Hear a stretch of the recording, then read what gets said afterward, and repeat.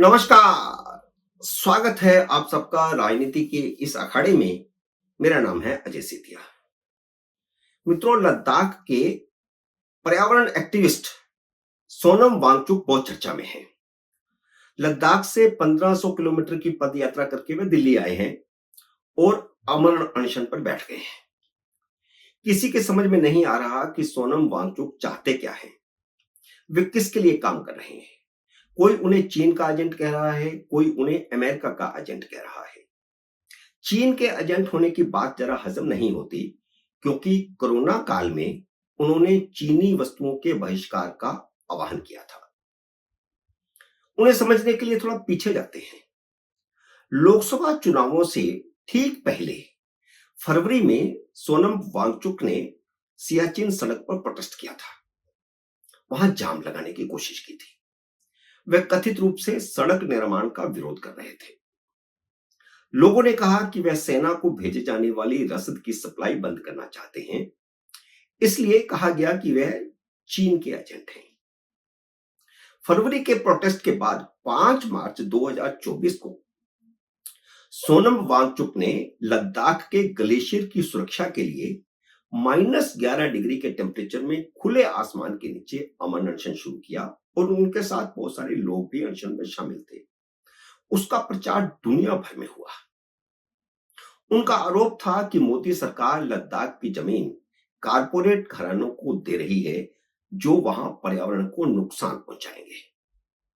उन्होंने अपने ट्वीट को ग्रेटा थनबर्ग को भी टैग किया, जिसने किसान आंदोलन के समय मोदी विरोधी अंतरराष्ट्रीय साजिश की टूल किट को गलती से लीक कर दिया था। तब कई लोगों ने सोनम वांगचुक को कांग्रेस का एजेंट, चीन का एजेंट, जॉर्ज सोरोस का एजेंट और भारत के विपक्ष का स्टूज कहा। यह चुनाव का समय है और उसी दौरान 7 अप्रैल से उन्होंने चीन सीमा तक कूच का आह्वान कर दिया। मकसद था भारत चीन सीमा पर चारागाह भूमि पर चीन के कब्जे की जांच करना। आपको याद होगा कि राहुल गांधी ने अपनी लद्दाख यात्रा के दौरान यह आरोप लगाया था कि चारागाह भूमि पर चीन ने कब्जा कर लिया है। यह उन्हें लद्दाखियों ने बताया है और उसकी पुष्टि करने के लिए सोनम वांगचुक ने वहां पर कूच का आह्वान किया और यह चुनाव का समय था। स्वाभाविक है कि लोग यही समझेंगे कि चुनावों के दौरान वह राहुल गांधी के एजेंडे पर काम कर रहे थे। चुनावों में अमेरिकन लॉबी और भारत का विपक्ष एक ही एजेंडे पर काम कर रहा था और वह एजेंडा था मोदी को सत्ता से बेदखल करना, बाहर करना। सोनम वांगचुक यह जानने का एक बेहतरीन उदाहरण है कि पश्चिमी देश भारत में कैसे अपने एजेंट तैयार करते हैं। सोनम वांगचुक की पृष्ठभूमि कांग्रेस परिवार की है, पहले हमें यह समझ लेना चाहिए। उनके पिता सोनम वांग्याल मंत्री भी रहे हैं और कांग्रेस के बड़े नेता रहे हैं। अब आपको बताता हूं कि सोनम वांगचुक का अमेरिका से क्या रिश्ता है, अमेरिका से क्या कनेक्शन है। चाइना का कनेक्शन तो मैंने नकार दिया पहले ही। क्या अमेरिका का कनेक्शन है? तो आप इसे समझने की थोड़ा कोशिश करिए। 1988 में रेबेका बेकी नॉर्मन नाम की एक अमेरिकन लड़की लद्दाख आती है। वह सोनम वांगचुक के शिक्षण संस्थान में अध्यापक के तौर पर पढ़ाना शुरू करती हैं। पहले खुद को वहां पर अपने आप को लद्दाखी के तौर पर ढालती है, लद्दाखी भाषा सीखती है, उनका रहन सहन सीखती है और उसके बाद वह वांगचुक के स्कूल में पढ़ाना शुरू कर देती है। 1990 में सोनम वांगचुक उससे शादी कर लेते हैं। हालांकि दुनिया की नजर में अभी भी वह अविवाहित है। आप जितनी चाहे रिसर्च कर लें, आपको यही मिलेगा कि उनकी शादी के बारे में कोई रिकॉर्ड आपको कहीं मिलेगा नहीं।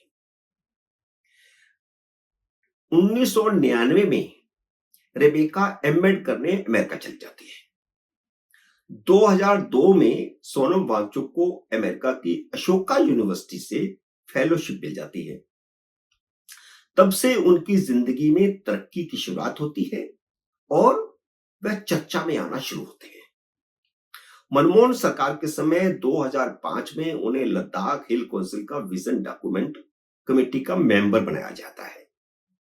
इसके अलावा उन्हें मनमोहन सरकार की एलिमेंट्री एजुकेशन की गवर्निंग काउंसिल का भी सदस्य बनाया गया। थ्री इडियट्स फिल्म वाला किस्सा भी है, जिसके पीछे भी एक कहानी है कि सोनम वांगचुक को उभारने के लिए यह फिल्म बनाई गई थी। हालांकि उसमें एक बात छूट है कि वह गरीब परिवार से था। वह नहीं गरीब परिवार से था, वह कांग्रेस के बड़े नेता का बेटा था और उनके पिता मंत्री थे। 1918 में आखिरकार उन्हें मैगसेसे पुरस्कार दिया जाता है। मैगसेसे पुरस्कार के बाद सोनम वांगचुक लगातार अपने मुद्दे और टारगेट बदलते रहते हैं। मैगसेसे पुरस्कार के बारे में इतना जान लीजिए कि 2001 के बाद मैगसेसे पुरस्कार की सारी बागडोर फोर्ड फाउंडेशन के हाथ में आ चुकी है और फोर्ड फाउंडेशन ने मैगसेसे पुरस्कार की पुरानी पूरी रूपरेखा को बदल दिया है। मोदी सरकार ने जब 2019 में जम्मू कश्मीर से 370 हटाई और लद्दाख को केंद्र शासित घोषित किया, तो सोनम वांगचुक ने उसका स्वागत किया था। उन्होंने ट्वीट जारी करके उसमें लिखा था कि लद्दाख की 30 साल से चली आ रही मांग पूरी हुई। उन्होंने प्रधानमंत्री नरेंद्र मोदी का आभार भी जताया, लेकिन अचानक ही उन्होंने अपने स्टैंड में कुछ वैसा ही परिवर्तन कर लिया है जैसे अरविंद केजरीवाल के कैरेक्टर में लगातार परिवर्तन हुआ।